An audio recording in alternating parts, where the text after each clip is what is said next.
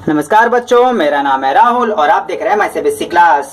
तो आज पढ़ेंगे कार्यपत्र 30 11/9/2020 कक्षा 9 विषय हिंदी। फिर व्याकरण नहीं लिखा, व्याकरण का है आपकी बार। ठीक है, तो आज हम इसके बारे में आपको जो व्यंजन संधि पढ़े थे ना, उसके आप आगे पढ़ेंगे। अब हम इसे व्यंजन संधि के बारे में पढ़ेंगे। ठीक है, जो इससे पहले की वर्कशीट थी, तो पहले एक बार पढ़ता हूँ और अच्छे समझाते चलता हूँ।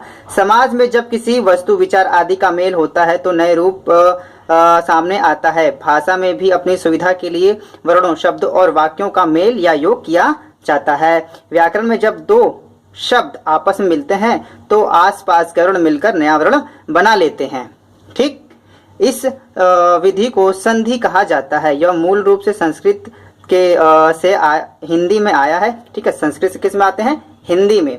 संधि और विच्छेद के बारे में पिछले भाग में विस्तार से पढ़ चुके हैं। संधि और विच्छेद के बारे में पिछले भाग, अगर पिछली भाग दिखाऊं तो ये वर्कशीट कौन सी है?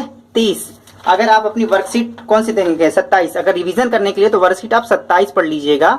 ठीक है, उसमें आपका ये चीज पढ़ी थी। संधि के बारे में पढ़ा था, स्वर संधि।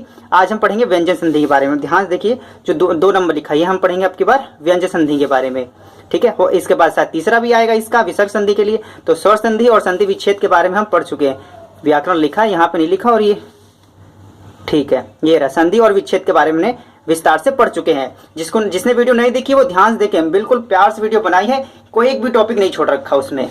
ठीक, तो पढ़ चुके हैं। पहले भेद स्वर संधि को आप पढ़ चुके हैं, जैसा मैंने अभी दिखाया आपको। यहाँ पर दूसरे भेद व्यंजन संधि का परिचय किया जा रहा है। व्यंजन संधि अब की बार पढ़ेंगे। व्यंजन संधि विच्छेद के पहले पद के अंतिम वर्ण में सदा हलंत लगा होता है। ठीक है, साथ के साथ मैं अभी समझाऊंगा जिससे यह स्वरहीन हो जाता है। दूसरे पद का पहला वर्ण स्वर या व्यंजन कुछ भी हो सकता है, अर्थात व्यंजन प्लस व्यंजन या दूसरा स्वर। ठीक है, पहला व्यंजन होगा और जो दूसरा है व्यंजन भी हो सकता है, स्वर भी हो सकता है। तो ठीक है, तो सबसे पहले अब पढ़ना हम शुरू करेंगे व्यंजन संधि। और आपकी जानकारी के लिए बता दूं, जो ये आपकी बार संडे आएगा ना, जो रविवार आएगा 13 तारीख को, मैं इस बार फेसबुक पर तैयारी कर रहा हूं मैं कि 1 से लेकर जो 10 तक की वर्कशीट है सारी अपलोड कर दूंगा। ठीक है, जिससे आपको जो पिछले आपने किया नहीं है 1 से लेकर 10 तक, उसमें आपको करने में आसानी होगी। तो चलिए हम अपने टॉपिक पे आते हैं। ठीक, तो मैं ये चीजें फिर मैं जैसे मैंने पिछली वर्कशीट में आपको मैंने स्वर संधि पढ़ाई थी किताब में से, मैं फिर व्यंजन संधि भी किताब में से पढ़ाऊंगा। क्योंकि देखो मैंने उसमें से और बच्चों को समझाता हूं तो मुझे पता है उसमें से अच्छा पड़ता है। ये इन्होंने भी दे रखा है, अच्छा है, लेकिन ये शॉर्ट में दे रखा है इन्होंने, कम से कम शब्दों में। लेकिन नहीं, हम अपने शब्दों में पढ़ना शुरू करेंगे। जैसा मैं आपको बता दूं, हमने पिछली बार संधि पढ़ा था जिसे हम ज्वाइनिंग कहते हैं। ठीक है, संधि के भेद, स्वर संधि, व्यंजन संधि, विसर्ग संधि। तो हम स्वर संधि पढ़ चुके हैं, आज पढ़ेंगे व्यंजन संधि। तो सीधे से पेज पलट लेते हैं और सीधे हम आ जाते हैं व्यंजन संधि पर। ठीक है, जब किसी व्यंजन ध्वनि के बाद, व्यंजन मतलब जो आपके क ख ग घ होते हैं ना, ध्वनि के बाद कोई स्वर या व्यंजन है, स्वर अ आ इ ई उ ऊ या कोई क ख ग घ आता है, तो दोनों के मेल से जो परिवर्तन होता है उसे व्यंजन संधि कहते हैं। ध्यान दीजिएगा, ये वीडियो बहुत ही अब की बार बड़ी हो जाएगी क्योंकि मैं सारी डिटेल्स पर इसमें बताऊं मैं आपको, और जिसको आंसर देखना है वो वीडियो के लास्ट में जाके देख सकता है। ठीक है, लेकिन मैं कवर पूरा कराऊंगा, जो कुछ भी हो जाए, और आपको अच्छे समझाऊंगा मैं। जब मैं अपने टाइम में पढ़ता था तो ये सच बता रहा हूँ, मैम पढ़ाती थी और मेरे थोड़े सर के ऊपर से चला जाता था, लेकिन मैं वो सब मतलब समस्या से गुजर चुका हूं। तो मैंने अब की बार ऐसे आपको पढ़ाऊंगा ताकि आपको ज्यादा से ज्यादा समझ में आए। ठीक है, तो इसके 12 पॉइंट है। एक अगर मैं इसमें दिखाऊं आसानी से तो जल्दी हो जाएगा। इसमें 1 2, ठीक है, 2, फिर 3 इधर, 3 4 5, ठीक है, 6 7 8 8 9 10 11 12, तो 12 पॉइंट है इसके। ठीक है, तो 12 के 12 पॉइंट पढ़ेंगे, मैं इसी में से पढ़ेंगे सबसे पहले। तो सबसे पहले आ गया आपका पहला पॉइंट। पहला पॉइंट क्या कह रहा है? क च ट त प के बाद यदि कोई स्वर वर्ग का तीसरा या चौथा व्यंजन ग घ ज झ ड ढ त ध ध न ब भ अथवा य र ल व ह व्यंजन आता है तो निम्नलिखित परिवर्तन हो जाता है। ठीक है, ये बन जाता है। आप कहेंगे फिर नहीं समझ में आया, मुझे पता था। ठीक है, इसी वजह से देखो मैंने आप सबकी और ज्यादा मेहनत कर रहा हूं ताकि आपको और अच्छे समझ में आए। देखो मैंने अलग से व्यंजन लिखे हैं ताकि और अच्छे से आपको समझा सकूं। तो ये क्या कह रहा है कि जब क च ट त प, क च ट त प, देखो ये वाला जो पहली लाइन ये आती है, ये पहली लाइन ध्यान से देखते रहना, आप अच्छे समझ जाओगे। जो पहली लाइन आती है के बाद कोई स्वर आए, अ आ ई उ ऊ, या इसके बाद कोई स्वर हो, ठीक है, तो वर्ग का तीसरा या चौथा व्यंजन ये और ये अथवा ये वाला व्यंजन आता है या ये आता है, ठीक है, तीसरा और चौथा ये तीसरा या चौथा आता है। तीसरा देखो ग अ घ ज झ, ग घ ज झ, ड ढ द ध, ठीक है, वही सब है आपका। अथवा य र ल व श, देखो ये रहा य र ल व श आपका आता है, तो निम्नलिखित परिवर्तन हो जाता है, निम्नलिखित परिवर्तन, ठीक है। क का ग, च का ज, ठीक है, इसने ऐसे लिख रखा है, मैंने आपको अलग तरीके से बताता हूँ इसे आपको लिखना कैसे है, ठीक है। नियम 1 पे पढ़ रहे हैं हम, तो नियम 1 को ही बस देखें, तो वो क का ग बन जाएगा, च का ज बन जाएगा, ट का ढ बन जाएगा, त का द बन जाएगा, प का ब बन जाएगा, ठीक है। देखो सब कहते थे क ग ग ग ग कहाँ काम आता है, देखो कितना काम आ रहा है यहाँ पे, क क ग ग अंग है, च च च च ई है, कोई बात नहीं, हम आगे बढ़ते हैं। तो समझ में आ गया ना। तो अब आप कैसे याद करेंगे आपको आसानी से और बताता हूँ, उदाहरण से समझेंगे। देखिए अब उदाहरण क ग, क के बाद ग आएगा, ठीक है, याद रखना, याद रखना, क ग के बाद आया, तो इसने क के बाद ग आया, देखो क के बाद ग आया, क के बाद, ठीक है, यहाँ पे च है ना, फिर देखो च के बाद जो आया, जो यहाँ पे है आपका, ठीक है, ट के बाद ड आया, देखो तो यहाँ है, और त के बाद क्या आ गया, ड आता है, तो क का ग बन जाएगा, च का ज बन जाएगा, ट का ड बन जाएगा। बार बार कह रहा हूँ ताकि भूल लेना आप। तो यहाँ पे क्या बन जाएगा, क का जो के साथ जब पीछे ग आएगा तो क्या बन जाएगा ये, ठीक है, क से तो कोई मात्रा आई है, ठीक है, तो क का क्या बन जाएगा, ग, ये है आपका क। कोई स्वर आया है, ये ध्यान से देखिए, तो द द व, यदि कोई स्वर आता है या तीसरा व्यंजन आता है तो यह क्या बन जाएगा, ये, तो ये क के साथ कोई क्या आया है आपका, मात्रा, ठीक है, कोई स्वर आया है तो क्या बन जाएगा, ग बन जाएगा, क का ग बन जाएगा, क। अब यहाँ देखो, यहाँ से क गायब होके यहाँ पे ग बन गया, क्योंकि क और यहाँ पे कोई मात्रा आई है, ठीक।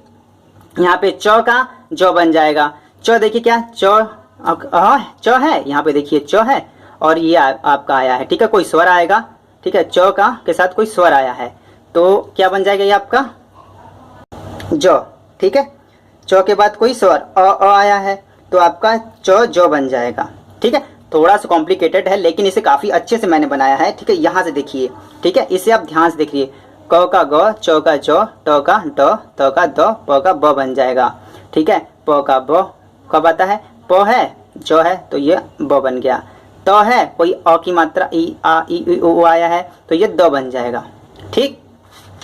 उम्मीद है आपको समझ में आ रहा होगा। एक बार दोबारा से समझा देते हैं। इस क के बाद, ठीक है, चाहे इन दोनों में से कोई आए या कोई मात्रा आए, पहले ये आएगा और इसके बाद कोई मात्रा आए या तीसरा चौथा वर्ग वाला इसमें से कोई आ जाए तो वो आपका क्या बन जाएगा, ये रहा, ठीक है, क से ग, ठीक है। बार बार समझा रहा हूँ ताकि मुझे पता है कि ये सब दिमाग से उतर जाता है, इसे आप स्क्रीनशॉट ले लें और बाद में इसे अच्छे से समझें। तो अब आते हैं दूसरे वाले पर, ठीक है। दूसरा वाला क्या है, जब क च ट त प के बाद न अथवा म व्यंजन आते हैं तो वह निम्नलिखित परिवर्तन हो जाते हैं, न और वो म व्यंजन, क च ट। अब देखिए क क आपको दिखाता हूँ, सब मैंने अलग से लिखा ताकि आपको समझ में आए, ठीक है, क च ट त प, ठीक है। ये अगर आपका आता है के बाद न अथवा म आए, क्या है, न और म आए, ठीक है, इस पहले लाइन के बाद, ठीक है, ये और इन दोनों में से कोई आएगा तो क्या बन जाएगा, क का ड, च का इ, ट का अण, त का न, प का म। तो कहने का मतलब इसके लास्ट वाला बन जाता है क का ड, च का इ, ठीक है। आपको अगर ध्यान से दिखाऊं तो दूसरा भी रख लेता हूँ यहाँ से ध्यान से, ठीक है, ये रहा अच्छे से, ठीक है, देखो पहले से लास्ट वाला बन जाएगा क का ड, क का ड, ठीक है, च का इ, लास्ट वाला च का इ, ट का अड़, ट का अड़, ठीक है, फिर यहाँ पे त का न बन जाएगा और प का म है तो प का म बन जाएगा, ठीक है, समझ में आ रहा है ना। तो इसमें चलते हैं, ये चीजें समझ में आ गई तो इसके एग्जाम्पल एक बार देख लेते हैं। ठीक है, एग्जाम क के बाद म आया, बार बार दिखाते रहेंगे क के बाद म आया। देखो इस लाइन के बाद म आएगा, ठीक है, तो क वाला क्या बन जाएगा आपका, देखो लास्ट में क आया, देखो मैं आपको दिखा नहीं रहा, क के बाद म आया, ठीक है, क के बाद म आया तो क्या बन जाएगा, ये ड बनना चाहिए ना। तो देखिए ध्यान से देखेंगे तो वाड्यम, ठीक है। अब ये देखिए ट के बाद म आया तो ट ट ट, ये रहा, ट के बाद म आया तो क्या बनना चाहिए, इसके लास्ट वाला क्या, अड़, तो यहाँ पे देखिए अड़ बन जाएगा, ठीक है। तो यहाँ पे देखिए तो के बाद म आया तो ये रहा, तो के बाद म आया तो क्या बनना चाहिए, न। अब ध्यान से देखिए यहाँ न होगा, न, ठीक है। देखो और छोटे छोटे पॉइंट्स एक दो छूट रहे होंगे तो उसे आप माइनर कर लीजिएगा, ठीक है। कोशिश करूं क्योंकि देखो ये बहुत बड़ा टॉपिक है, ये आपका कम से कम 2 से 3 वीडियो इसके ऊपर बनानी पड़ेगी तब से आके समझ में आएगा आपको, ठीक है। तो मैं कोशिश कर रहा हूँ इसी वीडियो में आपको अच्छे से समझा दूं। अब आगे आते हैं, ठीक है। ये द के बाद न आया, ठीक है, द के बाद न, मैंने दोनों था ना इसमें। अब ध्यान से देखेंगे तो यही था ना, द के बाद न, तो क का न, क का के बाद न आया तो क्या बन जाइए, ड बनना चाहिए, तो देखो ड बन गया। यहाँ पे ट के बाद मुंह आना चाहिए, ट के बाद मुंह मतलब म, तो अड़ बनना चाहिए, तो यहाँ पे आपका अड़ है, ठीक है। तो उम्मीद है आप अच्छे से समझ रहे होंगे इस चीज को, ठीक है। तो इसे लिखेंगे कैसे, दूसरे क का ड बन जाएगा, च का इ बन जाएगा, ट का अड़ा बन जाएगा, त का न बन जाएगा, प का म बन जाएगा, ठीक है। सोपास। चलिए तीसरे पे चलते हैं। यदि त एवं द व्यंजन के बाद च, ठीक है, देखो कॉमा है, इसे देखो पढ़ना भी काफी अलग तरीके से होगा, नहीं तो नहीं समझ में आएगा। इसको आपको एक बार में पढ़ना है। मैं एक बार पेंसिल लगा देता हूं इस पे, अगर कॉमा पे ध्यान नहीं देंगे तो लाइफ में फुल स्टॉप लग जाएगा। कहने मतलब त एवं द के व्यंजनों के बाद च, ठीक है, छ व्यंजन के बाद त द का, ठीक है, और च ज आए, ठीक है, और झ व्यंजन आए तो ज, ट ठ व्यंजन आए तो ट, ड ढ व्यंजन आए तो ड, और ल व्यंजन आए तो ल में परिवर्तन हो जाता है। मतलब ये वाला इसके साथ है तो द वाला इसके बाद है, ठीक है, ये इसके बाद है, यहाँ तक है, ठीक है, अच्छे से। फिर झ व्यंजन आए तो ज और ट, ठीक है, और ये वाला फिर ट व्यंजन आए तो ट और ड, ठीक है, ये लाइन है। फिर ड व्यंजन आए तो, ठीक। अब इसके उदाहरण देख लेते हैं कुछ। अब देखो ये इसको ढक लेते हैं एक बार क्योंकि आपको ये समझाना है ऐसे। त के बाद च आएगा, ठीक है, यहाँ देखो त के बाद, ठीक है, एवं द के बाद कोई व्यंजन के बाद च, ठीक है, तो आए, त के बाद व्यंजन कोई च आ गया, ठीक है, तो क्या बन जाएगा, आधा च उसमें लग जाएगा, ठीक है। तो त और च मिलके इसमें आधा च अलग से लग जाता है, ठीक है। आगे है, फिर त के बाद छ आया, ठीक है, त के बाद छ, तो क्या बन जाएगा, आधा च, जैसे हमने ऊपर पढ़ा था, त के बाद कोई और व्यंजन आता है तो आधा च बन जाएगा। आधा च दिख रहा है, देखो आधा च यहाँ पे आया, ठीक। उसी प्रकार त के बाद ज आया तो ये क्या बन जाएगा आपका, आधा ज, तो यहाँ पे आधा ज आ गया, ठीक है। त के बाद ड आ गया, त के बाद ड, तो फिर यहाँ पे क्या है, त के बाद ड, ठीक है, त के बाद क्या आएगा, ड, तो क्या बन जाएगा, आधा ड, तो त के बाद आधा ड, ठीक है, तो त का जो बना था इसमें आधा ड अलग से लग गया, ठीक है। अब त के बाद ल, तो यहाँ पे है त ना, तो इसके बाद क्या आ गया, ल, व्यंजन आए तो फिर आधा ल बन जाएगा, तो इसके बाद भी ल है तो आधा ल और बनना चाहिए, ठीक है। उम्मीद है आप इसे से देख देख के आप इसे मिला सकते हैं आप, ठीक है। एक और मिला लेते हैं इधर से ही, ठीक, ठीक है। इस वाले को देखते हैं एक बार, ये अच्छे समझ जाएंगे आप।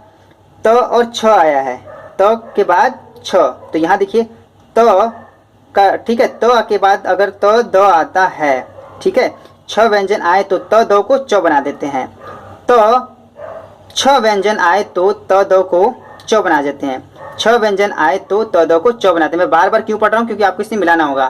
तो त के बाद छ आया तो क्या बन जाएगा, आधा च, इसका मतलब आधा च ही होता है ना, ये च बन गया आधा, ठीक है। उम्मीद है ये चीज़ें समझ में आ रही होगी। वीडियो काफ़ी बड़ी हो रही है तो थोड़ा सा और हाँ, करते हुए चलते हैं। तो आगे हम चौथे पॉइंट पे, ठीक है। यदि तो दो के बाद श व्यंजन आता है तो क्या बन जाएगा आपका, तो द का च हो जाता है और श व्यंजन आए तो छ में बदल जाता है। जैसे एक बात अच्छे से और बता देता हूँ, ये थोड़ा सा और ऊपर कर लूँ इसे, ठीक है। तो यहाँ से भी दिखना चाहिए ना, क्या है, तो द के बाद श आए, तो द के बाद क्या आएगा, श, ये वाला श आए, ठीक है। मिला देता हूँ, इन दोनों के बाद अगर ये आए तो किस में बदल जाएगा, तो द का श वजन आता तो द का च हो जाएगा। तो ये दोनों किस में बदल जाएंगे, आपके च में। च आपके पास है कहाँ, ये यहाँ पे है, ठीक है। समझ में आया। तो देखिए तो श की बात आया तो आपका किस में बदल जाएगा, छ में, ये वाला है ना आपका, बदल जाता है। तो इसका प्रयोग कहाँ देखेंगे, तो के बाद श आ गया, तो के बाद श, तो किस में बदल जाएगा, आधा छ में, ठीक है। ये रहा आपका छ बदल गया, ये दोनों मिलके आपका छ बना देते हैं क्योंकि छ बनेगा ये, ठीक। अब यहाँ देखिए, तो के बाद श आ गया, तो के बाद श, तो फिर किस में बदल जाएगा, ये छ में, ठीक है। समझ आ रहा होगा आपको, ठीक है। आपका पांचवा आता है, तो दो व्यंजन के बाद ह व्यंजन आता है तो दो का द और ह बन जाता है। देखो तो द फिर चल रहा है, तो दो के बाद ह आता है। अब इन दोनों के बाद कौन सा आ रहा है, ह आ रहा है, व्यंजन आता है तो दो में तथा ह का ध बन जाता है, ठीक है।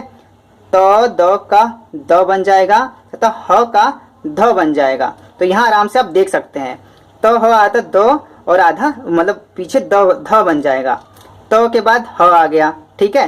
तो द का आपका क्या बन जाएगा, द, और इसके पीछे जो आपका था ह क्या बन जाता था, ध, तो यहाँ पे ध भी बन गया, ठीक है। उद्धार बन जाएगा, ठीक है। इस प्रकार से ऐसे पद प्लस हति पद्धति, ठीक है। अब ये आते हैं अनुस्वार म के बाद जिस वर्ग का व्यंजन आता है, म उसी व्यंजन वर्ग के नासिक्य व्यंजन में बदल जाता है। जैसे म का, इसे क्या कहने का मतलब है, क का बाद म के बाद क आता है, म के बाद च आता है, म के बाद त आता है, म के बाद प आता है, तो उसके लास्ट वाला ही बन जाता है। तो कहने का मतलब यहाँ पे क्या कह रहा है, म के बाद क, जो म है, म के बाद क आएगा, ठीक है। म के बाद क आएगा तो इसके लास्ट वाला बन जाएगा, म के बाद च आएगा तो इसका इया वाला बन जाएगा, म के बाद अगर ट आएगा तो इसका अड़ा बन जाएगा, म के बाद त आएगा तो इसका न बन जाएगा, म के बाद प आएगा तो क्या बन जाएगा, म ही बनेगा, ठीक है। म के बाद य आएगा तो उसका व बन जाएगा, ठीक है। तो ध्यान से देखते हैं अब की बात, म के बाद क आया तो क्या ड बन गया, समझ में आया ना। देखो लास्ट वाला है यही, लास्ट वाला, अगर मैं इसको और मोड़ दूं अच्छे से, देखो लास्ट वाला है यही, ठीक है। तो म का इया बन गया, ठीक है। म का न बन गया, न था ना, ये न कहाँ चला, अच्छा ये रहा, इसने तो ले रखा होगा, अब दिखा देता हूँ अभी आपको। तो देखो तो ले रखा है, म के साथ तो ले रखा, फिट हो, और ट आएगा तो अड़ा ही बनेगा, ऐसी बात नहीं, नहीं ले रखा तो कोई बात नहीं। म का प आएगा, ठीक है, तो म बन जाएगा, तो म बन गया यहाँ पे, ठीक है। बाकी और भी है, तो हिसाब से चलिए आगे चलते हैं। म के बाद क्या आ गया, ग, और ये आपका किसका है, ग, क वर्ग का ही है। अब ध्यान से देखेंगे, जो ये है आपका ग, वो क वर्ग का ही है, तो क वर्ग का होने की वजह से क्या बन जाएगा, ये ड, ठीक है। तो यहाँ पे ड आ गया, ठीक। अब म देखो क है, क तो क ही आ गया, तो क ही वर्ग का होगा ना, फिर ये बन जाएगा ड आराम से, ठीक है। अब यहाँ से देखेंगे म आ गया च, ठीक है। म अगर च के वर्ग में आते तो इया बन जाता है, यहाँ तो साफ साफ है। म के बाद अब जो आ गया, अब जो क्या है आपका, ये च वर्ग का है। अब ध्यान से देखेंगे, म में च आना चाहिए, ठीक है, को ये आपका च वर्ग में आना चाहिए। तो च वर्ग कहाँ है आपका, च वर्ग में, देखो जो आया ये रहा, ठीक है। तो जो आया तो इया बन जाएगा, ठीक है। तो जो आया तो ये इया बन जाएगा, ठीक है। आगे है म का तो बन जाएगा, म के साथ अगर त वर्ग होगा तो वो न बन जाएगा, सॉरी, म के साथ अगर त आएगा तो वो न बन जाएगा, म त आएगा तो आधा न बन गया। यहाँ पे देखो म और त आएगा, म के बाद आधा, सॉरी त आएगा तो ये कौन से वाले, लास्ट वाले बन जाएगा 9 में, ठीक है। दूसरा हिसाब से देखें, ये आपका म द आ गया। अब देखो जो म है वो द में आया है, अगर म द में आया है तो कौन से वर्ग का है, त ही वर्ग का तो है, अगर त वर्ग का तो क्या बन जाएगा, 9, तो यहाँ पे इसको 9 बनना चाहिए। कहाँ चला गया भाई, म द आया तो इस आधा 9 बन गया, ठीक है। अब देखो मैं इसको नहीं दिखाता, अब की बार हम खुद करना चाहेंगे इसे, ठीक है। प में के बाद म आया, तो प के बाद म, ठीक है, म है आपका, तो फिर ये रहा प, ठीक है, ये रहा म और ये रहा प, तो क्या बनेगा आपकी बार, म का म ही आएगा। म और प वाली लाइन में है, प वर्ग में है, तो इसका तो म ही बन जाएगा ना। ध्यान देखिएगा, अगर इसका प वर्ग में है देखो आधा म बना। ठीक, दूसरी लाइन लेते हैं अभी आपका, तो ठीक, म है भ है, म के बाद भ है, तो म वाला है, इसके बाद भ है, भ देखो इसी लाइन में है, तो इसके लास्ट वाला तो म में म ही आएगा यहाँ पे, तो यहाँ था म। ठीक है, उम्मीद है चीज़ें आपको समझ में आ रही होगी। तो कोई वीडियो 20 मिनट की होगी ना ना ना ना करते करते हिंदी की वीडियो। ठीक है, हाँ तो चलो जल्दी से इसे फटाक से कर लेते हैं एक और। ठीक है, म के बाद य र ल व श व्यंजन आते हैं तो म का अनुस्वार हो जाता है। अनुस्वार, अनुस्वार क्या हो जाता है अभी ध्यान से पढ़ते हैं। पहले ये देखा म के बाद, अब ये म के बाद। ठीक है, म के बाद देखो क वर्ग पढ़ लिया, च वर्ग पढ़ लिया, ट वर्ग पढ़ लिया, त वर्ग पढ़ लिया, प वर्ग पढ़ लिया। अब म के बाद ये आता है य र ल व। ठीक है, य र ल व श ह, य र ल व श ह, ये दोनों श छोड़ दिए क्या, हाँ लगता है छोड़ना, ये रही ये दोनों य र ल म व श श ह। ठीक है, अगर ये आता है तो ये आपका म का अनुस्वार हो जाता है। अनुस्वार क्या होता है, बिंदी बिंदी बिंदी बिंदी बिंदी, माथे भी बिंदी, माथे भी बिंदी, दाएं बिंदी बाएं नहीं, दाएं बाएं नहीं, बस ऊपर बिंदी। ठीक है, अब ध्यान से देखेंगे, म के बाद य आ गया तो बिंदी, म के बाद र आ गया तो र के स के ऊपर बिंदी, मतलब जो आगे ही है उसी के ऊपर बिंदी आ जाता है। ठीक है, आगे स के ऊपर बिंदी, स है आगे ऊपर स के ऊपर बिंदी। ठीक है, म के बाद र आ गया, य र ल व। ठीक है, म के बाद वो आ गया तो वो वाला यहाँ पे आता है फिर बिंदी, म के बाद श आ गया, श आता है तो फिर बिंदी। ठीक है, ये चीज़ आप समझ रहे हैं ना, जल्दी फटाक से करा देता हूँ नहीं तो वीडियो काफ़ी लंबी हो जाएगी। हाँ, स के पहले यदि आ की अतिरिक्त कोई भी स्वर आता है तो श का ह हो जाता है। कहने का मतलब स के बाद स एक श होता है, ये स है, श के बाद आ के अतिरिक्त, आ मतलब नहीं, आ के अतिरिक्त, वीडियो ब्लर हो रही है थोड़ी सी देख लेता हूं मैं। आ के अतिरिक्त मतलब आ नहीं होना चाहिए, आ नहीं होना चाहिए। उसके बाद कोई भी स्वर हो, आ को ई उ ए। ठीक है, तो स का श हो जाता है या श बन जाता है। ठीक है, वी है यहाँ पे स, तो यहाँ श बन गया। उ की मात्रा स है तो श बन गया, ई की मात्रा स है तो श बन गया, भी है तो स है, तो यहाँ पे ई की मात्रा है ना, और श बन गया यहाँ पे। ठीक है, तो याद रखना आ बुला रहे हैं ना, इसे बुलाना नहीं है आपको, इसे भगाना है, यहाँ पे श आएगा लास्ट में। अब 9th देख लेते हैं। अब ऋषि। ठीक है, अब ऋषि के साथ क्या चला गया, ऋषि र श, ये देखो ये रहा ऋषि। ठीक है, त्र नहीं है इसमें, कोई बात नहीं, आप लोग समझदार हैं, यूट्यूब पे आ रहे थे तो समझ जाओगे। ऋषि र तथा श के बाद न व्यंजन आता है तो अण के बाद बदला जाता है, भले ही बीच में कोई और व्यंजन आ रहा हो। ठीक है, थोड़ा जल्दी से ये करा देता हूँ। ठीक है, ये आपको यहाँ समझना है, ऋषि और र तथा श के बाद न व्यंजन आता है तो न व्यंजन, बस न व्यंजन आना चाहिए आपका। तो ठीक है, तो ऋषि के बाद देखो यह म के बाद आपका न व्यंजन यहाँ पे आ रहा है, तो ये किस में बदल जाएगा, आपका अड़ में। थोड़ा सा जल्दी जल्दी करा रहा हूँ, अब इस चीज़ को समझिएगा। ऋषि के बाद न आता है, ठीक है, ऋषि के बाद न आता है, वो लास्ट वाला किस में बन जाता है आपका आपका अड़ में बदल जाता है। ध्यान से देखिएगा, तो आपका श के बाद न आता है तो अड़ बदल जाएगा, श के बाद न आता है तो आपका अड़ में बदल जाएगा। उम्मीद है मैं आपको अच्छे समझा पा रहा हूँगा ये हिंदी। ठीक है, जो ना समझ में कमेंट करके बता दीजिएगा। विसर्ग संधि ये तीसरा पॉइंट है, ये तो हमें पढ़ना ही नहीं है। तो चलिए अपने क्वेश्चन आंसर जल्दी से फटाक से कर लेते हैं। ये हमने पढ़ लिए। ठीक है, 1 2 6 7 9 10, ठीक है, 11 12। अब यहाँ से प्रश्न स्टार्ट हो जाता है, तो प्रश्न एक बार अच्छे से देख लेते हैं। प्रश्न क्या है ये आपका, निम्नलिखित शब्दों की संधि कीजिए और उसकी संधि का नाम बताइए। ठीक है, तो मैं आपको लिख देता हूँ कैसे लिखना है इसे। पहला है आपका, ठीक है, ये पहला क्वेश्चन है, निम्नलिखित शब्दों की संधि कीजिए और उस संधि का नाम बताइए। पहले आपको शब्द लिख लेना है, फिर संधि का नाम। ठीक है, उत प्लस चारण, उच्चारण, व्यंजन संधि। ठीक है, व्यंजन संधि यहाँ से लिख सकते हैं आसानी से। दिक् प्लस गज, दिग्गज हो जाएगा, इसे क्या कहेंगे, व्यंजन संधि। थोड़ा सा ब्लर हो रहा है ये। अच प्लस अंत, अजंत हो जाएगा, व्यंजन संधि। सम प्लस पुरुष, संपूर्ण होता है, इसे भी व्यंजन संधि। मतलब सारी व्यंजन संधि ही है। परि प्लस नाम, परिणाम, व्यंजन संधि है। अभि प्लस सेक, अभिषेक, अभी देखो थोड़ी देर पहले ही पढ़ा था। तत् प्लस हित, तदित, ठीक है, व्यंजन संधि है ये आपका। ठीक है, अब यहाँ से आगे तो इसके नीचे ही दूसरा क्वेश्चन है, निम्नलिखित संधि का विच्छेद कीजिए। संधि विच्छेद मतलब अब की बार अलग अलग करना है। यहाँ पे आपने संधि की थी, अलग अलग को एक किया था, अब अगले वाले में एक को अलग अलग करना है। ठीक है, संधि विच्छेद कीजिए। तो ये मेरे सामने लिख लिए यहाँ पे। तो ये संधि विच्छेद किस प्रकार करेंगे? परिणाम का परि प्लस नाम व्यंजन संधि है। स्वच्छंद स्व प्लस छंद व्यंजन संधि है। उड्डयन उत प्लस डयन व्यंजन संधि है। और सद्भावना, आप देखो सब कहेंगे गलती हो गया, तो सद्भावना आप यहाँ से लिख लीजिएगा आराम से। देखो ये रहा सद्भावना, ठीक है, नहीं दिखाई दे रहा ना, ये रहा सद्भावना। यहाँ से सद्भावना आप आसानी से लिख लेना। ये लिखते टाइम में मेरा हाथ हिल गया था, तो अब उसमें क्या बनाऊँ, फिर सारा बिगाड़ना पड़ता, ठीक है। तो तीसरा है अपने आसपास की बातचीत में, ठीक है, ये थोड़ा सा ध्यान से पढ़िएगा। ये अपने आप मैडम से और जिसने आपको वर्कशीट भेजी उससे भी बात करिएगा। इसमें थोड़ा सा मेरे को डाउट है। अपने आसपास की बातचीत में बहुत से संधि वाले शब्द को सुनते हैं, ऐसे 20 शब्दों को छाट कर लिखिए।